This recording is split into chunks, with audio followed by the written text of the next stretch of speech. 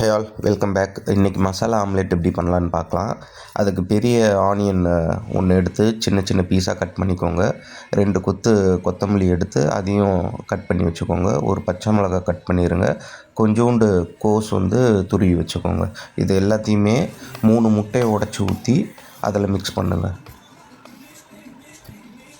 அதில் போட்டோன்னே 1/2 spoon salt, கொஞ்சோண்டு மிளகுத்தூள் போட்டுட்டு உடச்சக்கல்லையை வறுத்து பவுடர் பண்ணி வச்சுக்கோங்க. அந்த உடச்சக்கல்ல பவுடர் 2 ஸ்பூன் போடுங்க. கொஞ்சோண்டு சில்லி ஃப்ளேக்ஸ் அண்டு மஞ்சத்தூள் அதையும் இந்த மசாலாவில் போட்டு நல்லா பீட் பண்ணுங்கள்.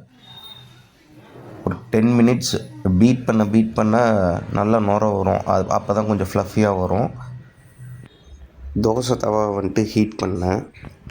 அதில் 2 ரவுண்ட் ஷேப் வெசல் வச்சு அதில் பட்டர் போட்டேன்.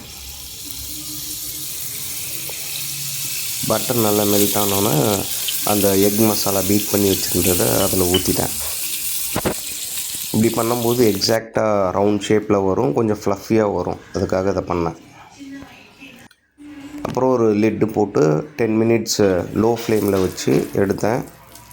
நல்லா ஃப்ளஃபியாக இருந்துச்சு. இந்த வெசலை ரிமூவ் பண்ணிவிட்டு அதை திருப்பியும் அதர் சைடு திருப்பி போட்டேன். இந்த சைடு ஜஸ்ட் 1 மினிட் மட்டும்தான். ஏன்னா ஆல்மோஸ்ட் குக் ஆயிடுச்சு. இது 1 மினிட் கழித்து திருப்பி போட்டேன். பக்காவாக ரெடி ஆயிடுச்சு. அதில் கொஞ்சம் பெரிய பெரிய மசாலா அண்ட் பெப்பர் பவுடர் போட்டுட்டு பீஸா ஸ்லைசஸ் மாதிரி கட் பண்ணி வச்சுட்டேன். வீட்டில் ஒயிட் ரைஸ் அண்ட் காரக்குழம்புக்கு இதை வச்சு சாப்பிட்டேன். செம்மையாக இருந்துச்சு. நீங்கள் எந்த ரைஸ்க்கு வேணாலும் இதை ட்ரை பண்ணி பாருங்கள். சூப்பராக இருக்கும். ஒரு கரண்டி எக்ஸ்ட்ராவே சாப்பிடுவீங்க. தேங்க்ஸ் ஃபார் வாட்சிங். Subscribe to my channel.